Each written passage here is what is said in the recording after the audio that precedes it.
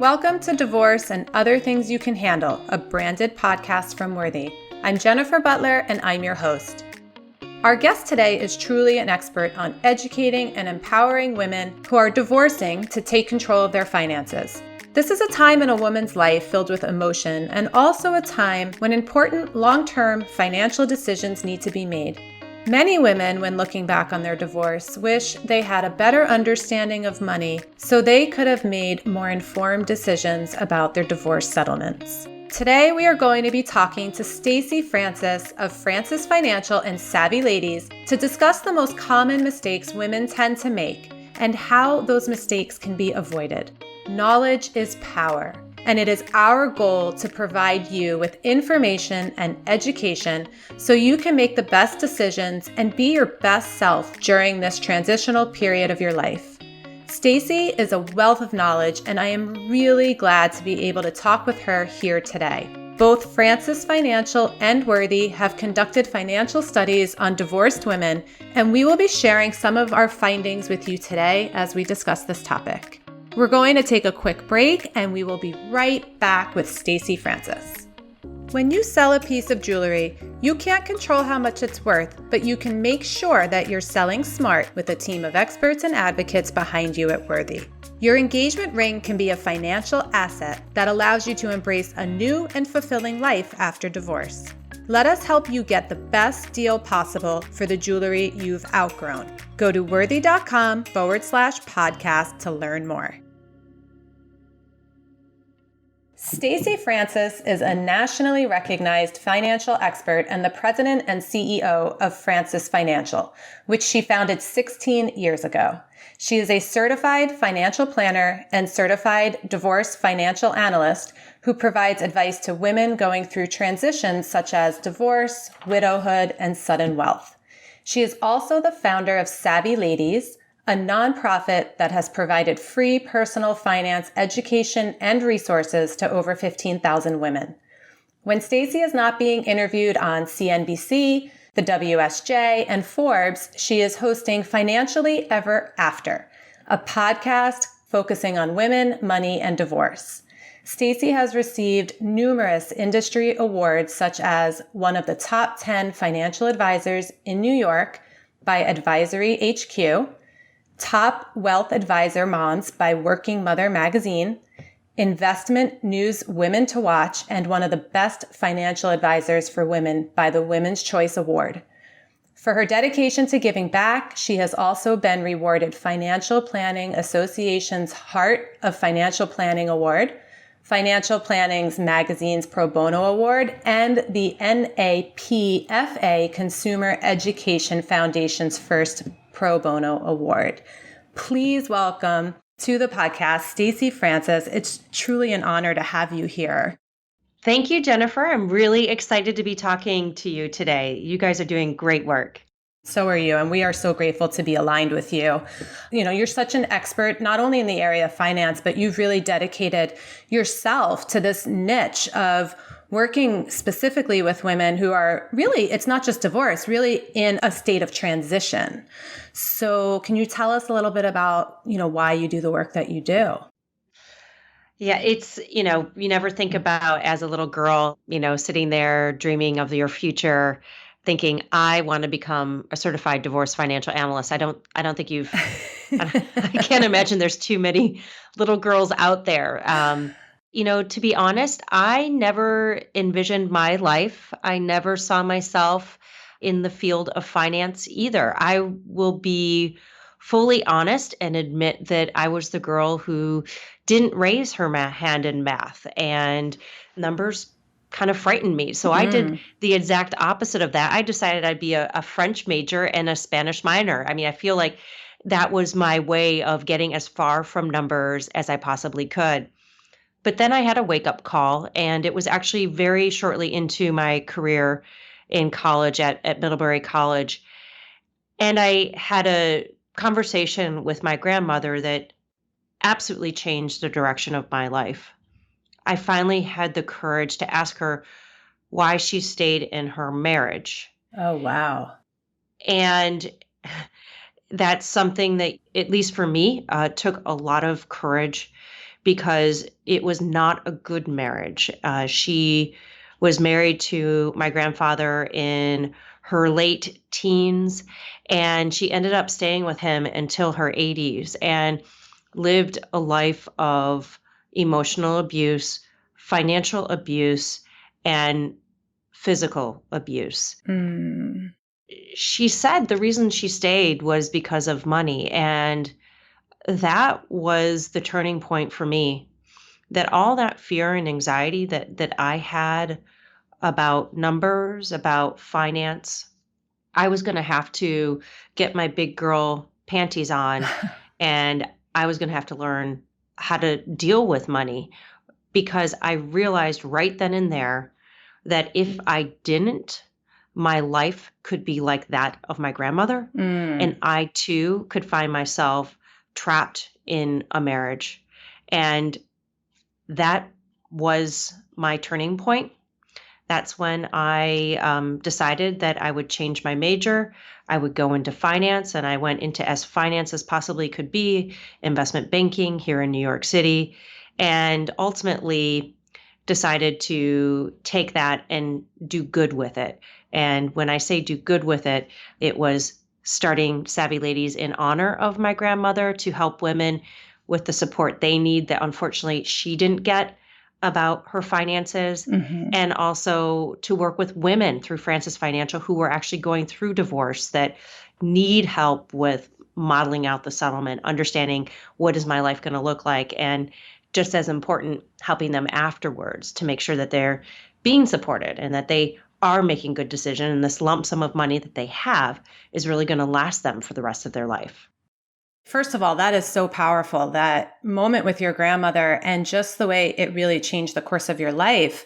There's so much research coming out about how we are living past generational things. And when we can change them in the now, how we not only change for ourselves, but we change for the world at large, other women, our own children, our own grandchildren. So it's just amazing that you had the foresight and the courage to do that, to ask and then change.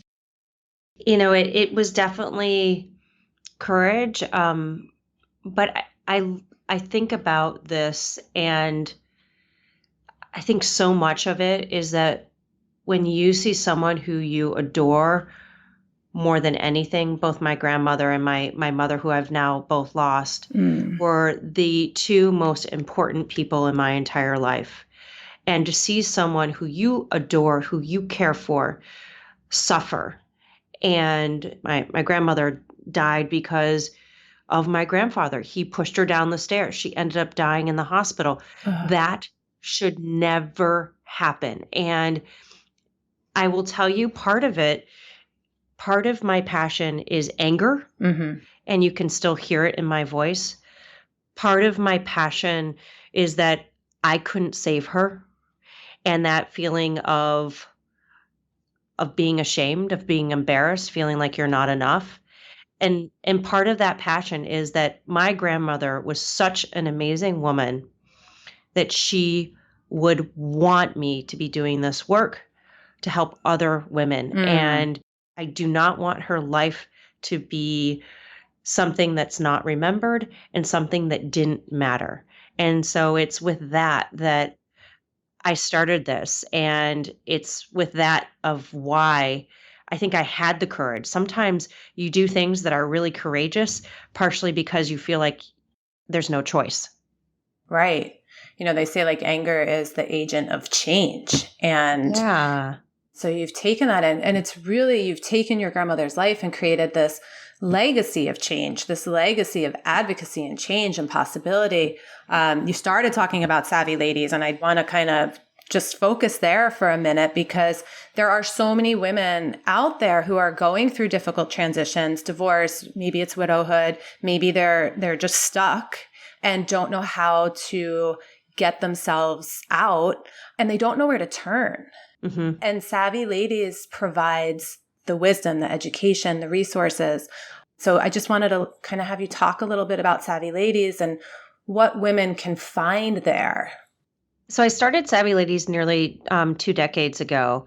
And in the 20 years, we've created so much rich content for women from all walks of life, all different paths, from women who are getting off welfare to women who have assets, but just have a lot of questions, understandably, too. Mm-hmm. And so you can go to our website. There are hundreds of TED Talk like videos, everything from how to invest my 401k to I'm thinking about a divorce, what should I do, to, how do I pay off my debt? Any topic, even negotiating the corner office, it is there. And then on top of it, we have live webinars every other week, which is really powerful. So you can call in with your questions, log in with your questions too, on every topic you can imagine. And the piece that I'm most passionate about, Jennifer, is our helpline. I don't know about you, but I am a self-help guru. I love self-help books. And anytime I can, I am either listening to them while I'm driving or while I'm, on the subway and listening or reading. But often I will have that question of, well, what does that mean for me? Right. And it's the same for, for your listeners of you can read great books. There's lots of great books out there. You can watch a seminar. But what does that mean really for me financially? Because everybody is different. Everybody is different. And that's what the helpline does. We match women up with certified financial planners, certified divorce financial analysts, or certified public accountants, CPAs, to be there as needed. Or we actually just piloted a program where we already have 30 women signed up.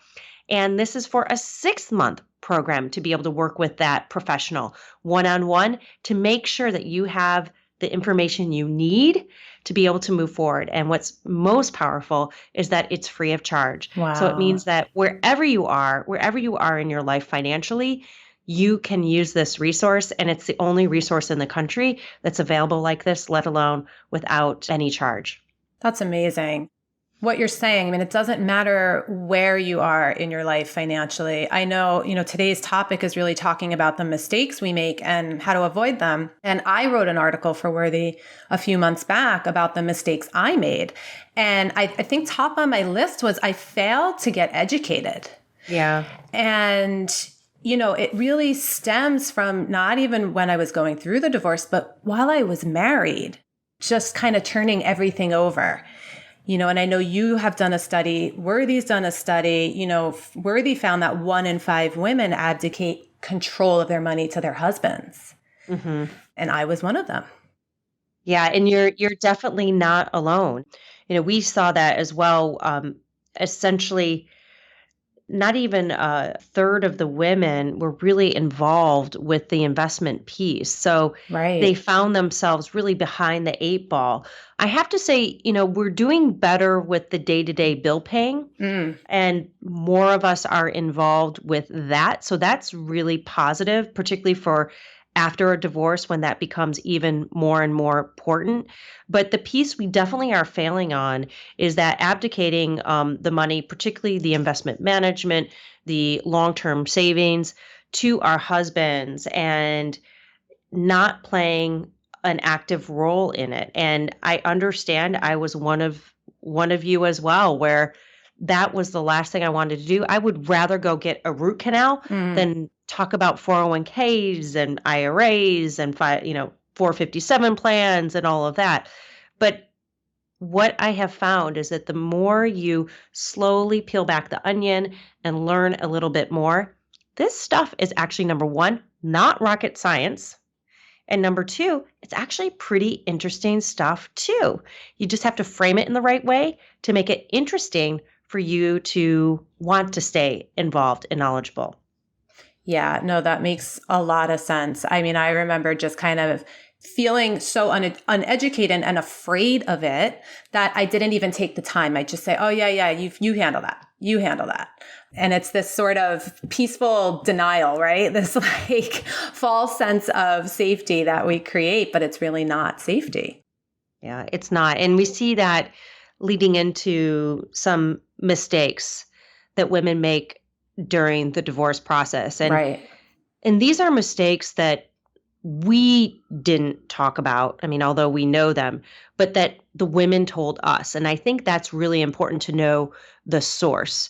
And the women pointed out 4 specific areas where they felt that they had made a mistake. And the number one was not really understanding their spending, failing to consider the long term and how their divorce settlement will affect them, not just in 2 or 3 years, but 5, 10, 20. Taking the house when they didn't understand that the whole financial ramifications, and whether or not they could afford it. And then finally, not knowing all the assets. Those were 4 pieces that women said over and over and over again really hurt them through the divorce process. And they look back and wished that they had known essentially what they know now.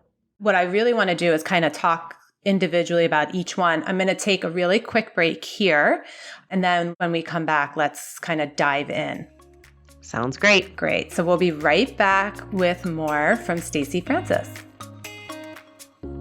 When I decided to sell my jewelry after my divorce, the most important thing to me was finding a company that I could trust and one that would also advocate for me.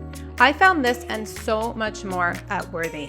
Their expert staff immediately put me at ease and helped me to get the best price possible for my jewelry.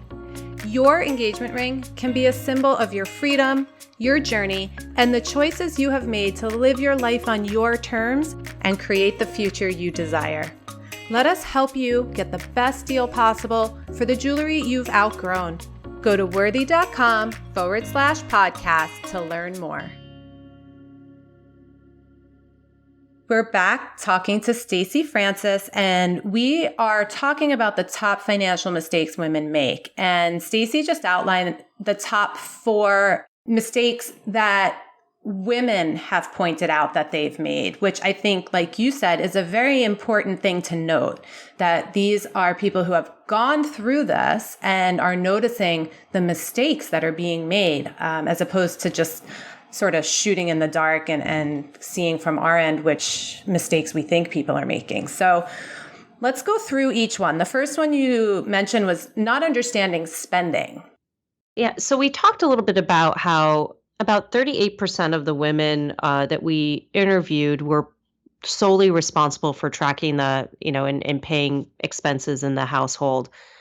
But what we found is that sometimes that didn't translate to them understanding the total picture of the spending, the kind of adding it all together. And sometimes you'll see someone giving you their expenses and everything ends in a 0 or a 5. And what that tells us is that you've ballparked. And if you've ballparked, guess what? that you're basing decisions right now that are going to impact the rest of your life and your children. So it's really important to understand down to the penny where your money goes.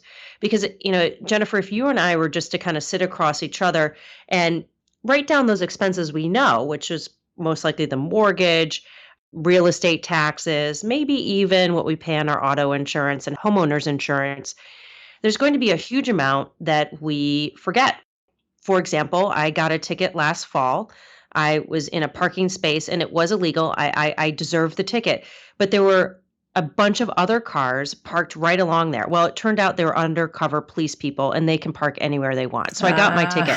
But that would be an example, Jennifer, of, something that I would not have remembered. Right. And yet, hopefully it's not an ongoing expense, but there are things that come up. Maybe it's a, additional mammogram that you have to have that you didn't plan for. We need to make sure that we get down to a penny those things we can plan for. Look at those one-time expenses that come up and see, well, might this happen again? And let's make sure that I have a little cushioning here, because you can't say yes to a settlement agreement and know with 100% certainty that you're going to be okay financially unless what you're basing it upon, your expenses, are really right. And far too many women I see really skip over this step and do it too quickly. And if we're going to just ballpark things, human nature shows us that 9 out of 10 times we're going to underestimate those expenses. That's so interesting. And so how can women go about this? Because I remember going through this process and it's painful. Yeah. And just being overwhelmed with how do I even do this? I don't remember. I remember thinking, I don't remember any of this. I don't know. Yeah. So there's a couple different ways you can do it. If you really don't want to deal with it, you can give it to a divorce financial analyst. We just Mm, finished a spending analysis and categorize 4,329 transactions wow. for this client. But the positive is that in the, 10, 12 hours that we did this for her, she knows all of her spending, which is great.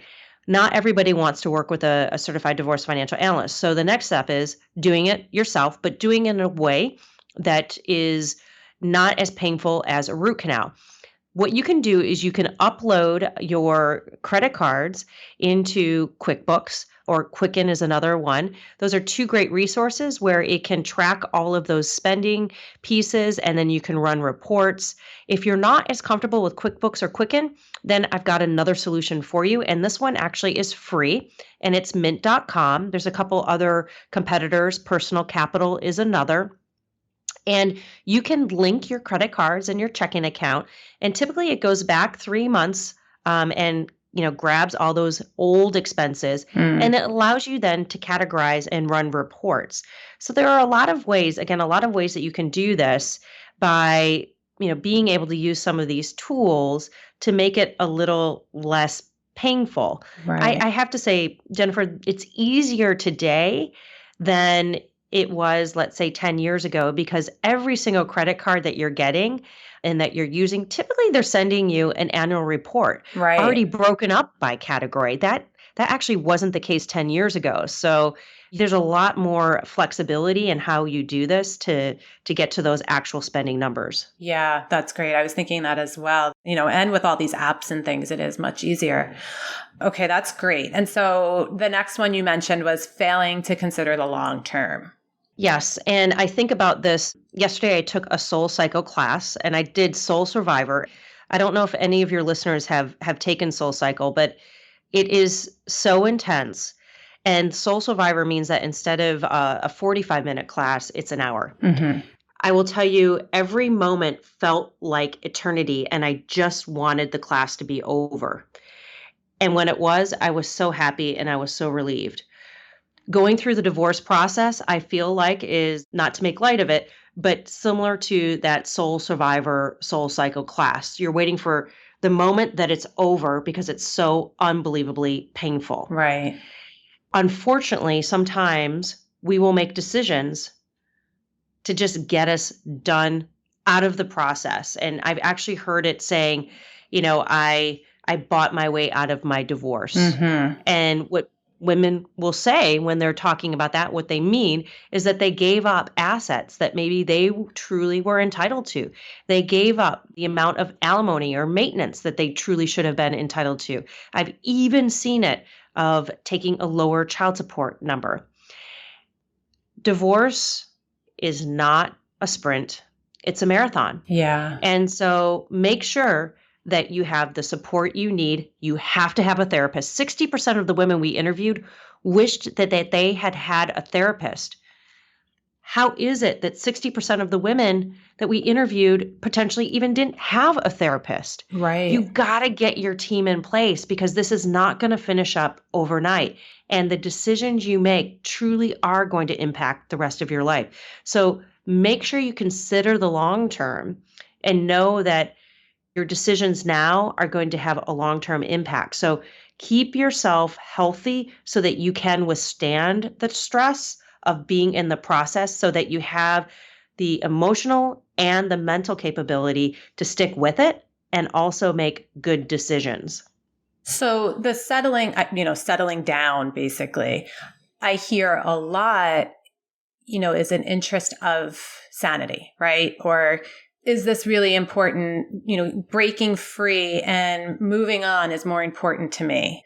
That's kind of the feedback I hear from a lot of people who do make that decision to settle for less or take a lower payment.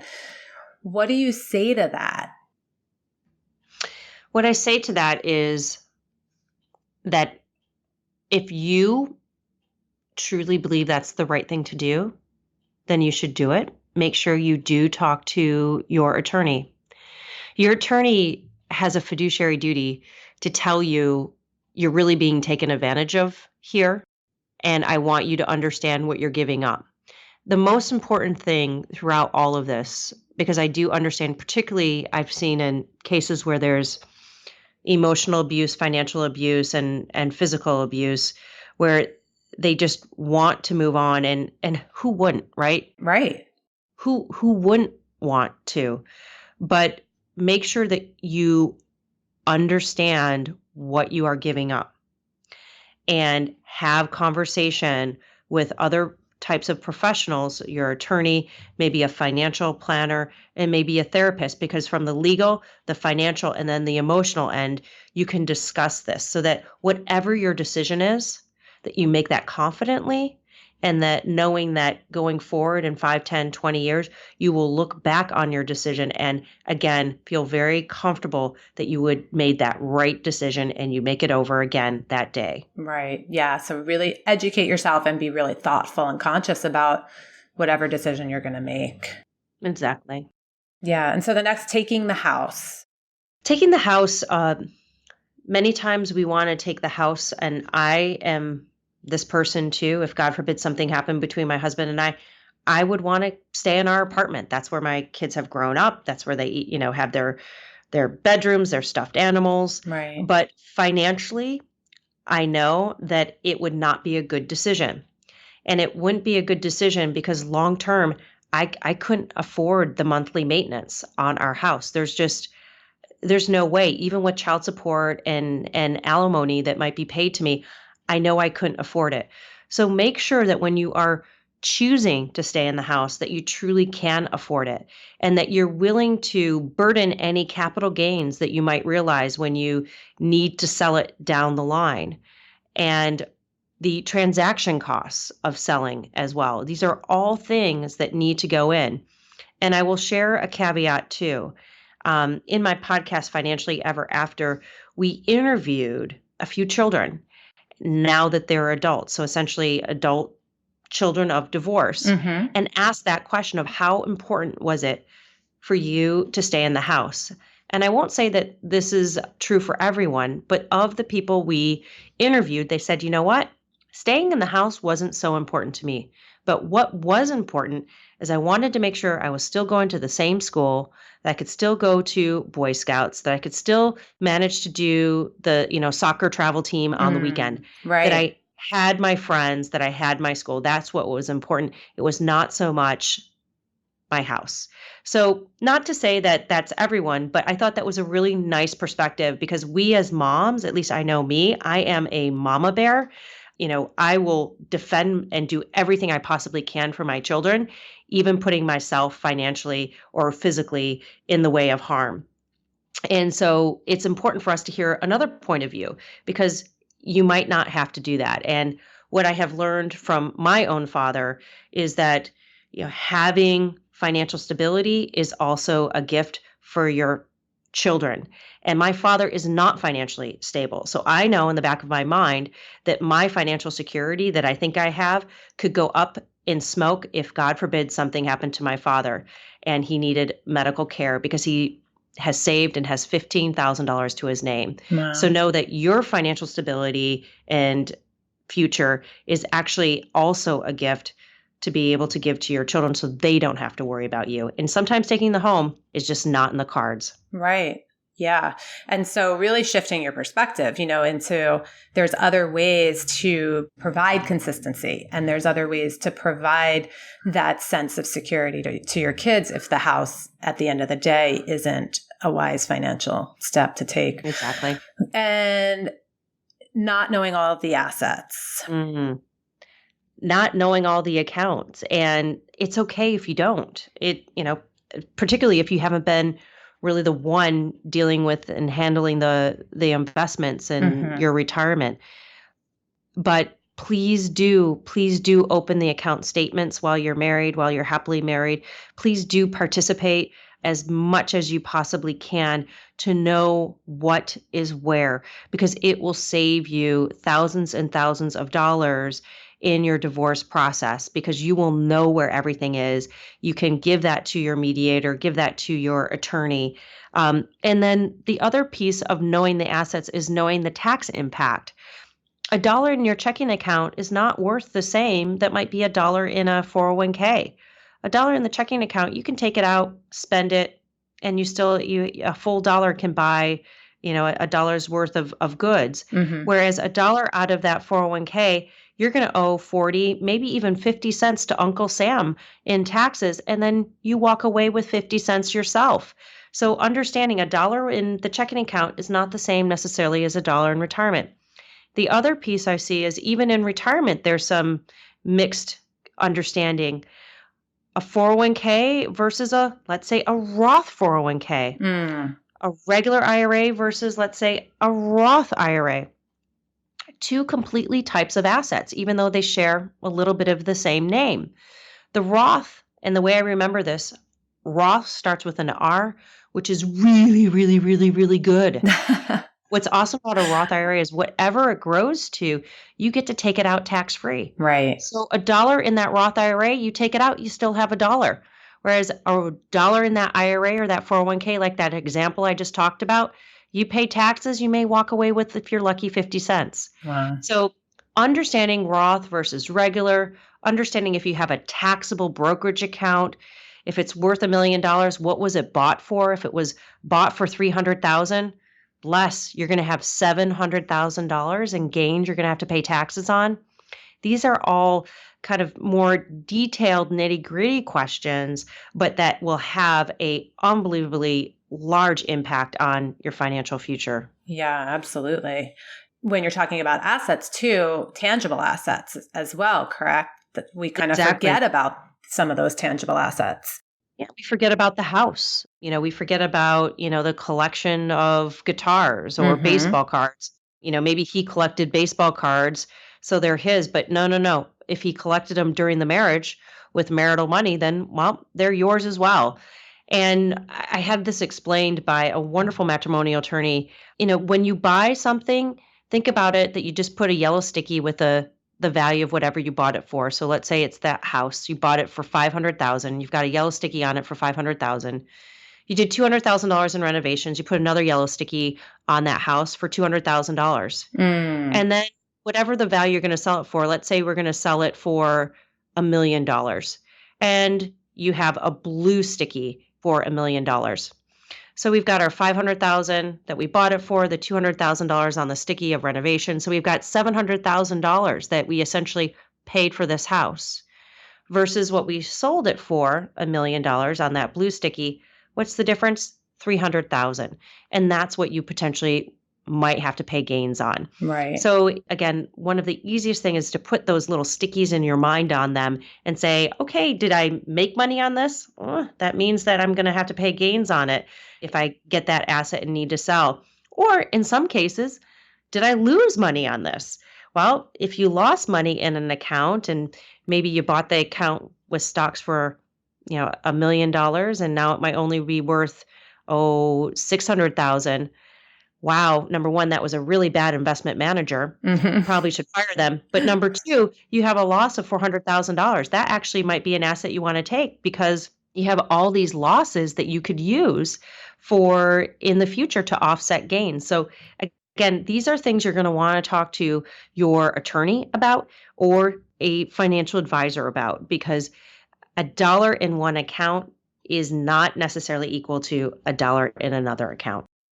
Yeah. And as you're speaking, I mean, it does sound like a lot, but honestly, as you're speaking, it's really, once you get the information, it really does start to make sense.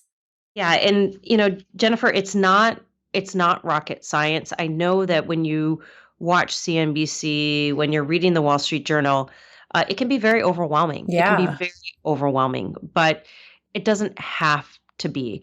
And know that these are skills that you're going to use for the rest of your life.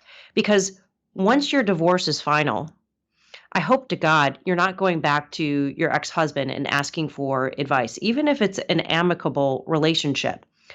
You want to make sure that you put your team together, people that you trust, but that you're participating, that you're empowering yourself.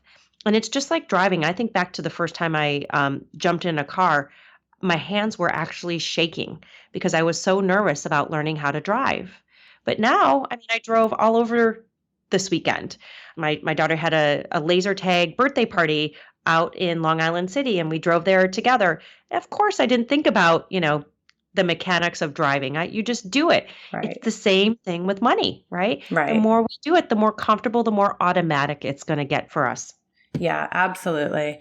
One other tangible asset I just want to bring up because, we're here at Worthy, the ring, right? I think sometimes we forget those like little things like our jewelry, engagement ring, things like that. If we find ourselves in a place of, either working out the finances or even in a place where we need access to finances, how we can see that as an asset.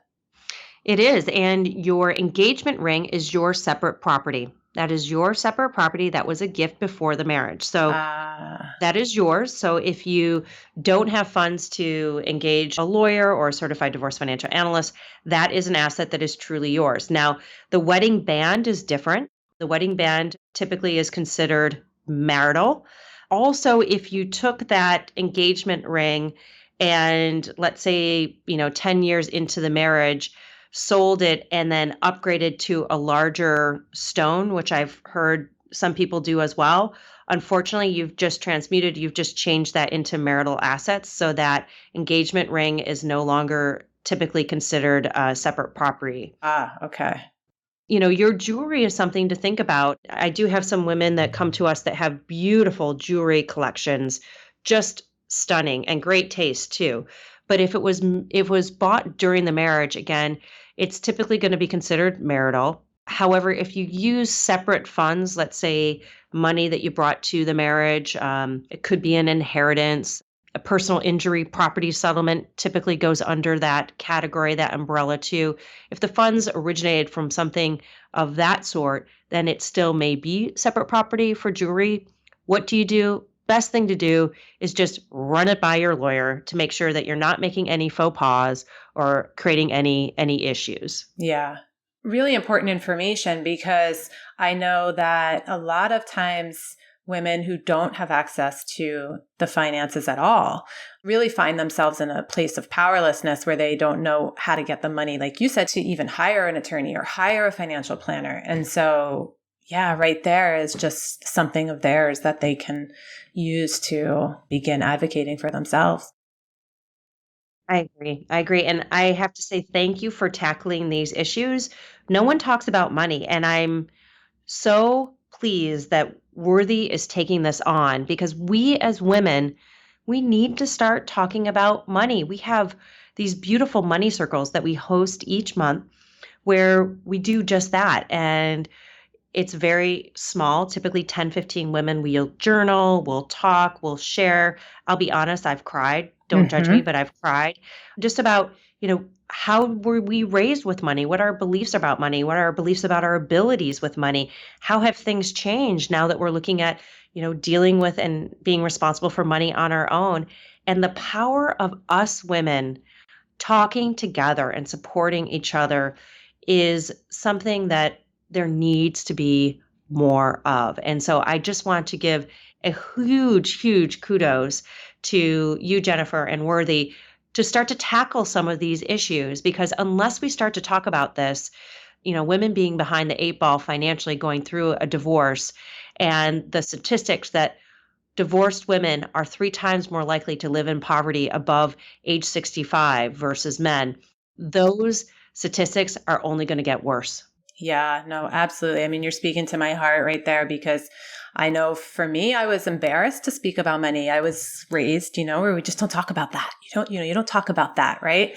And savvy ladies, I mean, it's all just such powerful work and just getting the conversation going, shifting the conversation and giving ourselves the freedom to talk and learn and be powerful here is just so important. Our time is up. We went a little bit over because I'm so grateful. You're so clear in not only the mistakes we're making, but the ways that we can begin to shift out of that and really prepare for the future or just self-correct right now. So I thank you so much for that. Oh, thank you. Thank you so much. How can our listeners get in touch with you? Well, let me give you information on Savvy Ladies first. So Yes, if you are in a situation where you desperately need help, but just don't necessarily have the financial wherewithal to be able to, hire all these different professionals that we talked about, go to www.savvyladies.org. And savvy is spelled SAVVYLADIES.org. Go right on there, and there's great information. You can click to be connected with our amazing executive director, to be matched up with a CFP for our helpline. And if you do need a certified divorce financial analyst to help you through your divorce, you can reach out to me. It's Stacey, STACY, at Francis Financial. And you can also go on our website, francisfinancial.com. There's a lot of great content on there as far as things you need to start thinking about, how you can protect yourself, how you can avoid these mistakes that these women shared that they made, to make sure that you are in a good, solid, secure position, not only through your divorce, but even more importantly, after. Amazing. Thank you. Thank you so much for your time, for your work. For having the courage to just shift into something that really, I think, is changing the world. I appreciate you. Thank you.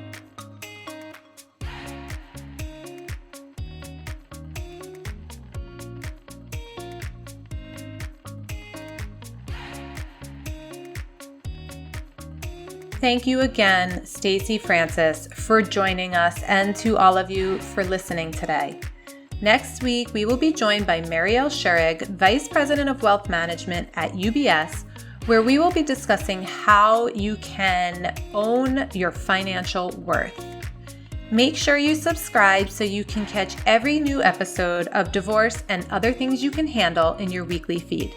If you like what you hear, rate and review us to help other women like you be able to find us. You can find out more at worthy.com/podcast.